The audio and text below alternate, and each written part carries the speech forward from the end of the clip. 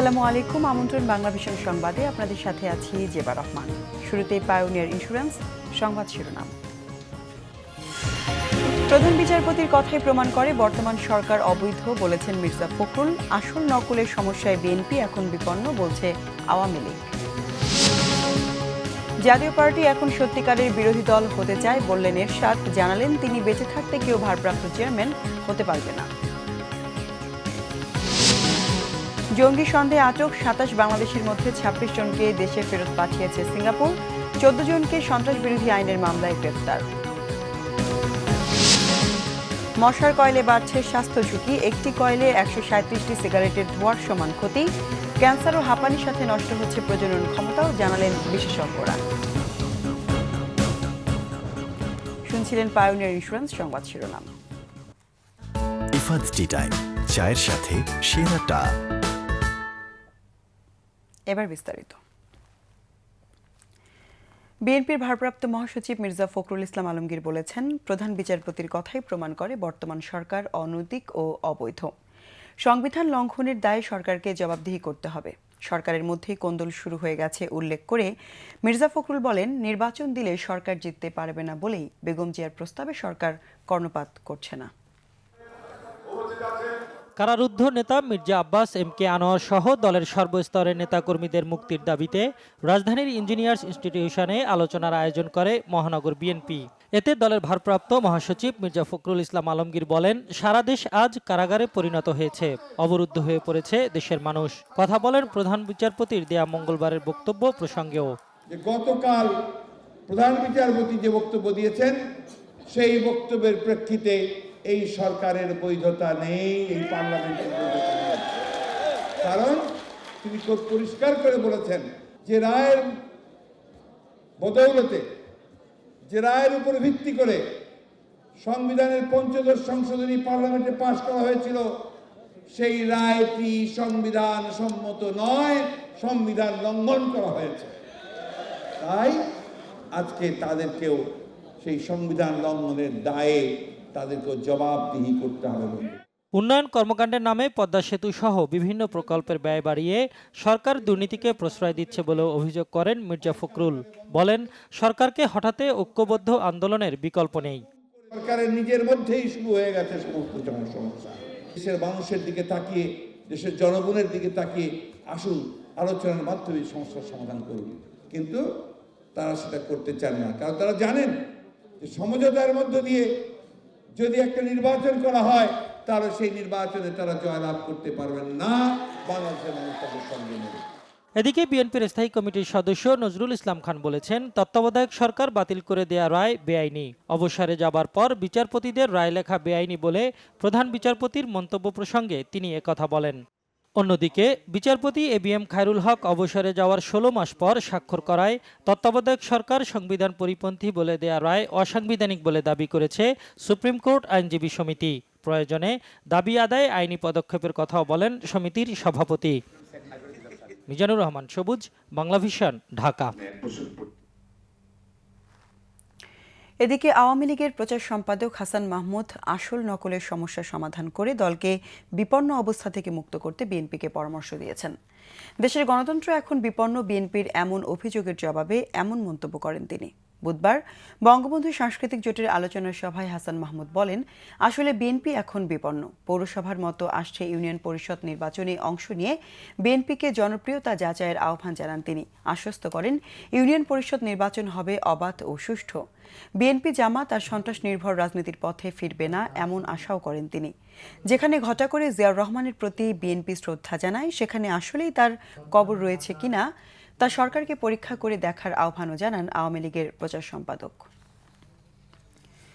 সরকারের প্রচেষ্টায় নাশকতামূলক কার্যকলাপ নিয়ন্ত্রণে আসায় জনজীবনে স্বস্তি ফিরে এসেছে।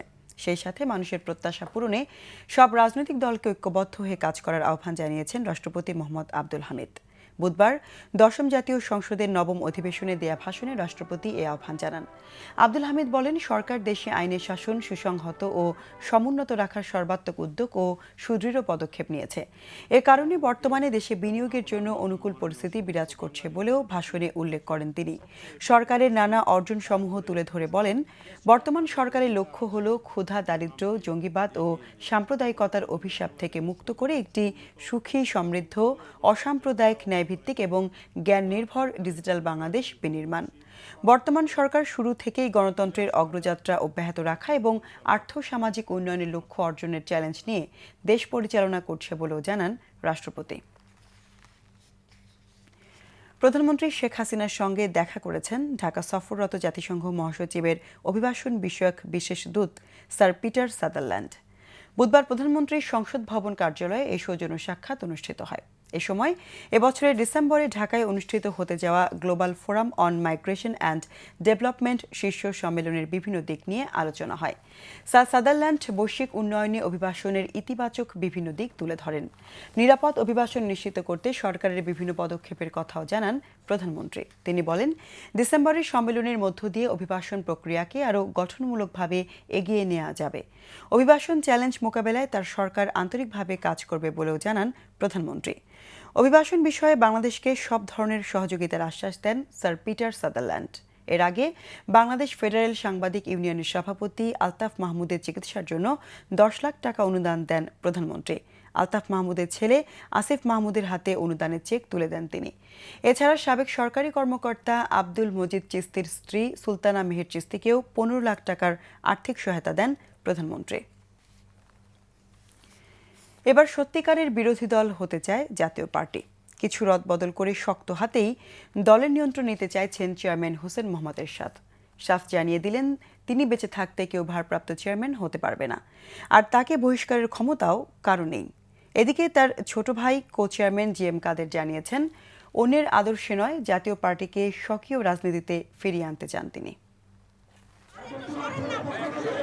সকালে বনানীতে জাতীয় পার্টির কার্যালয়ে দলের নতুন মহাসচিব রুহুল আমিন হাওলাদার ও কো চেয়ারম্যান জিএম কাদেরকে অভিনন্দন জানান দলের চেয়ারম্যান এইচ.এম. এরশাদ। দলের প্রতি জনগণের আস্থা ফেরাতে জাতীয় পার্টি এখন সত্যিকারের বিরোধী দল হতে চায়। জনগণের আস্থা ফেরাতে নতুন করে বেশ কিছু সিদ্ধান্ত নিয়েছেন তিনি। এই সিদ্ধান্তের অংশ হিসেবেই ছোট ভাই জিএম কাদেরকে যোগ্য উত্তরাধিকারী ও সৎ ব্যক্তি হিসেবে জাতীয় পার্টির কো চেয়ারম্যান এবং জিয়াউদ্দিন আহমেদ বাবলুকে অব্যাহতি দিয়ে রুহুল আমিন হাওলাদারকে আবারও মহাসচিব হিসেবে দায়িত্ব দিয়েছেন। মন্ত্রী নেওয়ার পরে আমরা না ঘর কানা ঘাটলাম, আর না বিরোধী দল না সরকারি দল, এই অবস্থার সৃষ্টি হয়েছে। যতদিন বেঁচে আছি, ততদিন এই আগামী নির্বাচন পর্যন্ত আমরা এগুলো ঠিক করার চেষ্টা করব। তার এই ঘোষণার পর দলের একটি অংশ বিদ্রোহের সুর তুললেও এরশাদের কঠোরতায় শেষ পর্যন্ত তারা পিছু হটেছেন। একই সঙ্গে এরশাদ হুঁশিয়ারও দিয়েছেন, স্বার্থপরদের জাতীয় পার্টিতে কোনো ঠাঁই হবে না। এমনকি এরশাদের সিদ্ধান্ত অমান্য করার শক্তি পার্লামেন্টারি বোর্ডেরও নেই। জিয়াউদ্দিন বাবলু সাহেব ঘোষণা করলেন যে রওশন এরশাদ অ্যাক্টিং চেয়ারম্যান, আর তিনি মহাসচিব। আমি বেঁচে আছি এখনও, আমি পার্টির বহিষ্কৃত হইনি। আমাকে বহিষ্কার করার শক্তি কারো নেই। জাতীয় পার্টি মূল পার্টি, পার্লামেন্টারি পার্টির একটা অংশ। পার্লামেন্টারি পার্টির কোনো অধিকার নেই আমার উপর তাদের সিদ্ধান্ত চাপিয়ে দেওয়ার। সিদ্ধান্ত আমি নেব, সিদ্ধান্ত আলোচনার পরে হবে। আমার সিদ্ধান্তের প্রতিবাদ করার শক্তি পার্লামেন্টারি পার্টির নাই। এরশাদ বলেন, দলের কাছে তার কোনো চাওয়া পাওয়া নেই, তবে মৃত্যুর পর বঙ্গবন্ধুর মতো যেন তার জন্ম ও মৃত্যুবার্ষিকী পালন করা হয়। দলের কাছে এমনটি তার শেষ চাওয়া।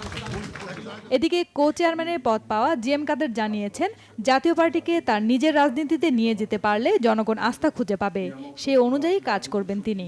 আমাদের জাতীয় পার্টিকে তার সুনির্দিষ্ট একটা রাজনীতি নিয়ে সামনে গেলেই আমরা রাজনীতিতে ভালো করতে পারবো। এবং আমার ধারণা আমাদের পার্টির চেয়ারম্যান এই মুহূর্তে যে কিছু সিদ্ধান্ত বা বড় ধরনের সিদ্ধান্ত গ্রহণ করলেন, তার কারণ হলো সামনে নির্বাচনকে সামনে রেখে।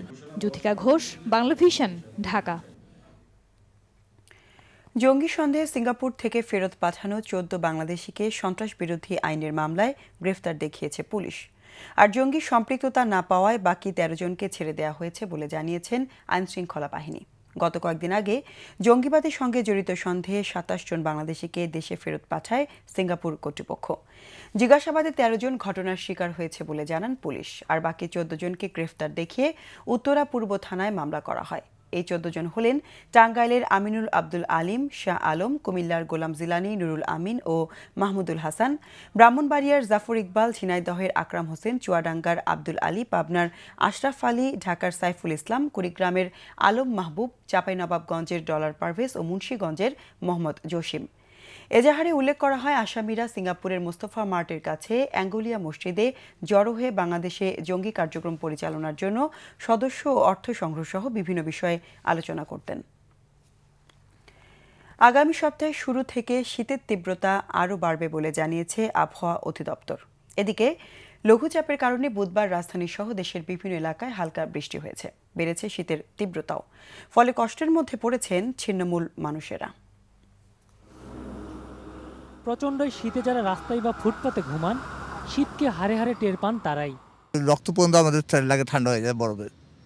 এক রাত যদি আমাদের সঙ্গে থাকেন তখন স্যার বুঝতে পারবেন কি অবস্থা এদিকে।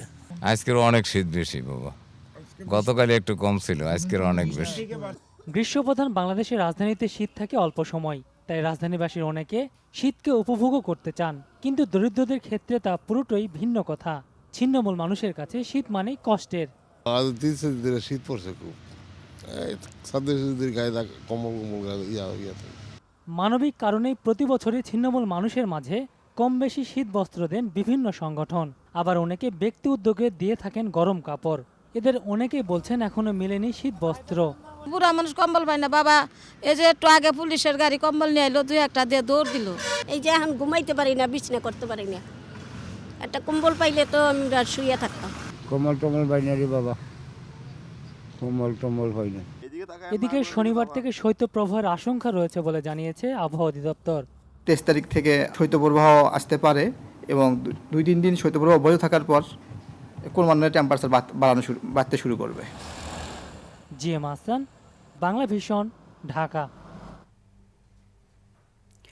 অনুমোদনহীন মশার কয়েলে ছেয়ে গেছে বাজার। মাত্রাতিরিক্ত কেমিক্যাল ব্যবহার করা হচ্ছে কয়েল তৈরিতে, ফলে দিন দিন বাড়ছে স্বাস্থ্য ঝুঁকি। বিশেষজ্ঞদের মতে ১৩৭টি সিগারেটের ধোঁয়ার সমান ক্ষতি হয় একটি কয়েলের ধোঁয়ায়। ক্ষতিকর এই ধোঁয়ার ফলে ক্যান্সার, হাঁপানি ও ফুসফুসের বিভিন্ন রোগ হচ্ছে, এমনকি এতে মানবদেহের প্রজনন ক্ষমতাও নষ্ট হচ্ছে বলে জানান তারা। মশার উপদ্রব থেকে বাঁচতে কম বেশি সবাই কয়েল ব্যবহার করে থাকেন, তবে কয়েল ব্যবহারের ক্ষতিকর দিক হয়তো অনেকেরই অজানা। জানেন না মিরপুরের গৃহিণী সীমাও মশার কামড় থেকে সন্তানকে বাঁচাতে দিনের বেলায়ও জ্বালিয়ে রাখেন কয়েল। মশা কামড় দিলে ফুলে যায়, এই কারণে দিনের বেলা করি, রাতে কম করি, মশারি দেই, কিন্তু তারপর দিনে যখন শোয়াই তখন একটু হলে ধরাইতে হয়, না হলে ঘুমাইতে পারে না। তবে ক্ষতি বেশি হয়ে থাকে অনুমোদনহীন কয়েলে, অথচ এসবেই সয়লাভ এখন বাজার। না বুঝেই মানুষ কিনছেন উচ্চমাত্রার কেমিক্যালযুক্ত এসব কয়েল। ভুয়া পিএইচপি নম্বর ও বিএসটিআর লোগো ব্যবহার করে আকর্ষণীয় মোড়কে বাজারে ছাড়া হচ্ছে। বিশেষজ্ঞ চিকিৎসকদের মতে অতিরিক্ত রাসায়নিক পদার্থ মিশ্রিত কয়েলের ক্ষতিকর বিষ ব্যবহারে মানুষের রোগ প্রতিরোধ ক্ষমতা কমে যাচ্ছে, যার ফলে ফুসফুস ক্যান্সার, হাঁপানি, কিডনি রোগ সহ মানবদেহে বিভিন্ন জটিল রোগ দেখা দিচ্ছে। একটা সিগারেট থেকে যে পরিমাণ টার জাতীয় এবং টক্সিক যে কেমিক্যাল যেগুলা তৈরি হয়, একটা কয়েল সম্পূর্ণ জ্বললে সেটা হলে ২০০টা সিগারেটের পরিমাণ কেমিক্যাল, ফর্মালডিহাইড জাতীয় যে কেমিক্যালগুলো সেগুলো তৈরি হয়। এখানে এমনও কেমিক্যাল আছে যে কেমিক্যালটা আপনি বাচ্চাদের ক্ষেত্রে বিশেষ করে এটা যদি বাচ্চারা ধোঁয়া নিতে থাকে কয়েলে, তাহলে একটা পর্যায়ে তাদের ব্লাড ক্যান্সার জাতীয় অনির্ময়যোগ্য ক্যান্সার কিন্তু হয়ে যেতে পারে। মশা থেকে বাঁচতে কয়েল একান্ত ব্যবহার করতেই হলে বিএসটিআই অনুমোদিত কয়েল কেনার পরামর্শ দিলেন বিশেষজ্ঞরা। সেতু আহমেদ, বাংলা ভিশন, ঢাকা। আবারও নৃশংস জঙ্গি হামলার শিকার হলো পাকিস্তানের এক শিক্ষা প্রতিষ্ঠান। এবার খাইবার পাখতুনখোয়া প্রদেশের একটি বিশ্ববিদ্যালয়ে হামলা চালিয়ে শিক্ষার্থী ও শিক্ষক সহ অন্তত ২১ জনকে হত্যা করেছে জঙ্গিরা, আহত কমপক্ষে ৫০। সেনাদের পাল্টা হামলায় নিহত হয়েছে ৪ হামলাকারীও। এই হত্যাযজ্ঞের তীব্র নিন্দা জানিয়েছেন পাক প্রধানমন্ত্রী নওয়াজ শরীফ ও ভারতের প্রধানমন্ত্রী নরেন্দ্র মোদী। বুধবার সকালে পেশোয়ার শহর থেকে 50 কিলোমিটার পশ্চিমে চরসাদ্দা এলাকার বাচাখান বিশ্ববিদ্যালয় হঠাৎ করেই হামলা চালায় বন্দুকধারীরা। এ সময় একটি উৎসব উদযাপন উপলক্ষে সেখানে জড়ো হয়েছিল অন্তত 3000 শিক্ষার্থী ও 600 উৎসাহী দর্শক। বন্দুকধারীরা ক্যাম্পাসে ঢুকে বেশ কয়েকটি বোমার বিস্ফোরণ ঘটায়, পরে গুলি ছুটতে থাকে। এ সময় সেনাবাহিনীর সাথে ব্যাপক সংঘর্ষে চাল হামলাকারী নিহত হয়। উদ্ধার করা হয় শতাধিক শিক্ষার্থীকে। উদ্ধার হওয়া এক শিক্ষার্থী জানায়, বন্দুকধারীরা 60 থেকে 70 শিক্ষার্থীর মাথায় গুলি করে হত্যা করেছে। হামলাদের শিকার নিয়ে জঙ্গি গোষ্ঠী টিটিপির পক্ষ থেকে পাওয়া গেছে বিভ্রান্তিকর তথ্য। নিরাপত্তা বাহিনী উদ্ধার অভিযানের সমাপ্তি ঘোষণা করলেও এখনও সতর্ক অবস্থায় সেনারা টহল দিচ্ছে হেলিকপ্টার। এ পর্যায়ে নিচ্ছে গ্রেট অল সিরামিক্স সংবাদ বিরতি। সাথে থাকুন, ফিরে এসে থাকছে আইনশৃঙ্খলা বাহিনীর বিরুদ্ধে প্রতিটি মানবাধিকার লঙ্ঘনের অভিযোগে সুষ্ঠু ও নিরপেক্ষ তদন্তের আহ্বান নতুন ব্রিটিশ হাই কমিশনারের। আজ সিলেট যাচ্ছেন প্রধানমন্ত্রী শেখ হাসিনা। কয়েকটি উন্নয়ন প্রকল্পের উদ্বোধন সহ আওয়ামী লীগ আয়োজিত জনসভায় ভাষণ দেবেন তিনি।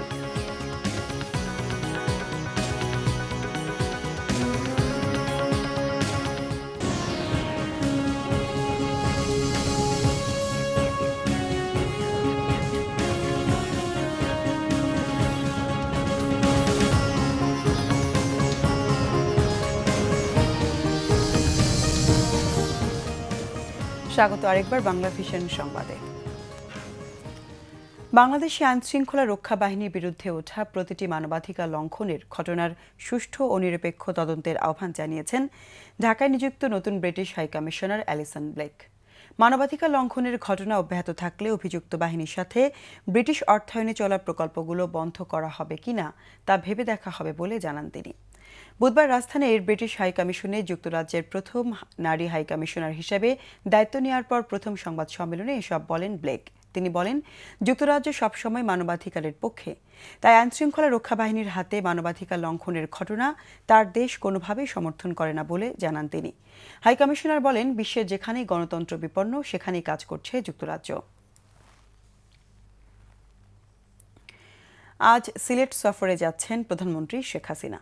সফরকালে হজরত শাহজালাল রহমতুল্লাহের মাজার জিয়ারত, বেশ কয়েকটি উন্নয়ন প্রকল্পের উদ্বোধন সহ জেলা ও মহানগর আওয়ামী লীগ আয়োজিত জনসভায় ভাষণ দেবেন প্রধানমন্ত্রী। সফর নিয়ে জেলা বিএনপি ও সুশীল সমাজের নেতারা জানিয়েছেন তাদের প্রত্যাশা পূরণ না হবার কথা। যুক্তরাজ্য থেকে দেশে ফেরার পথে সিলেট ওসমানী আন্তর্জাতিক বিমানবন্দরে একাধিকবার যাত্রাবিরতি করলেও কখনো কোনো কর্মসূচিতে যোগ দেননি প্রধানমন্ত্রী শেখ হাসিনা। চলতি মেয়াদে ক্ষমতায় আসার 2 বছর পর এটাই তার প্রথম সিলেট সফর।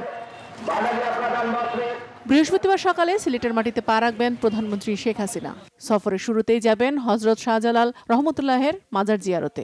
সেখান থেকে সিলেটের মদনমোহন কলেজের 75 বছর পূর্তিতে যোগ দেবেন। দিন জুড়ে নানা কর্মসূচির মধ্যে প্রধানমন্ত্রী উদ্বোধন করবেন 10টি উন্নয়ন প্রকল্পের। বিকালে নগরীর আলিয়া মাদ্রাসা মাঠে সিলেট জেলা ও মহানগর আওয়ামী লীগ আয়োজিত জনসভায় বক্তব্য রাখবেন প্রধানমন্ত্রী। চলছে জনসভার শেষ মুহূর্তের প্রস্তুতি, নেওয়া হয়েছে 6 স্তরের নিরাপত্তা ব্যবস্থা। ঐতিহাসিক আলিয়া মাদ্রাসা মাঠের যে জনসভা, আমরা বিশ্বাস করি ইনশাআল্লাহ সিলেটের মানুষ এই জনসভাকে জনসমুদ্রে পরিণত করবে।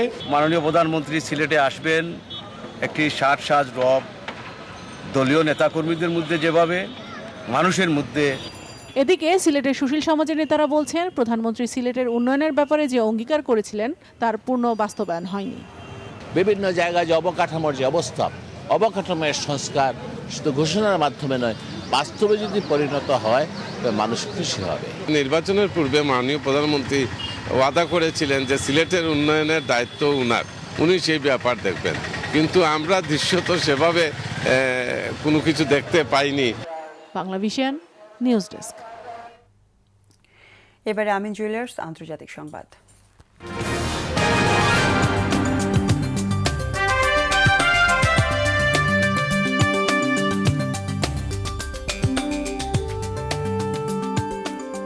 আফগানিস্তানের রাজধানী কাবুলে একটি বেসরকারি টেলিভিশন চ্যানেলের গাড়ি লক্ষ্য করে তালেবানের আত্মঘাতী গাড়ি বোমা হামলা হয়েছে। এতে অন্তত 7 জন নিহত হয়েছে, নারী ও শিশুসহ আহত হয়েছে কমপক্ষে 20 জন। বুধবার স্থানীয় সময় বিকেল 5টার দিকে রুশ দূতাবাসের কাছের একটি ব্যস্ত সড়কে হামলাটি চালানো হয়। এতে দেশটিতে প্রথমবারের মতো চালু হওয়া 24 ঘন্টার নিউজ চ্যানেল টোলো নিউজের 7 কর্মী নিহত হয়। ওই চ্যানেলের অফিস ফেরত কর্মীদের বাসায় পৌঁছে দিতে যাচ্ছিল গাড়িটি। হামলার দায় স্বীকার করেছে তালেবান। হামলার তীব্র নিন্দা জানিয়ে মিডিয়া কর্মী ও সাংবাদিকদের নিরাপত্তা দিতে নিরাপত্তা বাহিনীকে নির্দেশ দিয়েছেন দেশটির প্রধান নির্বাহী আব্দুল্লাহ। এদিকে দেশটিতে শান্তি ফিরিয়ে আনতে এই সপ্তাহেই কাবুলে পাকিস্তান, চীন ও যুক্তরাষ্ট্রের প্রতিনিধিদের বৈঠক অনুষ্ঠিত হয়। আর সেই শান্তি আলোচনায় তালেবানকে যোগ দেওয়ারও আমন্ত্রণ জানানো হয়েছিল। এবারে ক্লেমন খেলার সংবাদ।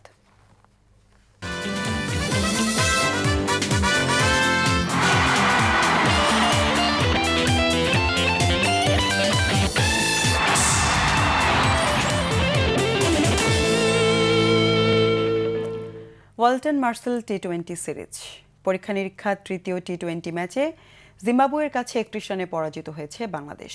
খুলনার শেখ আবু নাসের স্টেডিয়ামে বাংলাদেশের বোলিংয়ের উপর দিয়ে ঝড় বইয়ে দিয়ে 6 উইকেটে 187 রানের ইনিংস করে সফরকারী দল, যা বাংলাদেশের বিপক্ষে সর্বোচ্চ আর জিম্বাবুয়ের তৃতীয় সর্বোচ্চ দলীয় ইনিংস।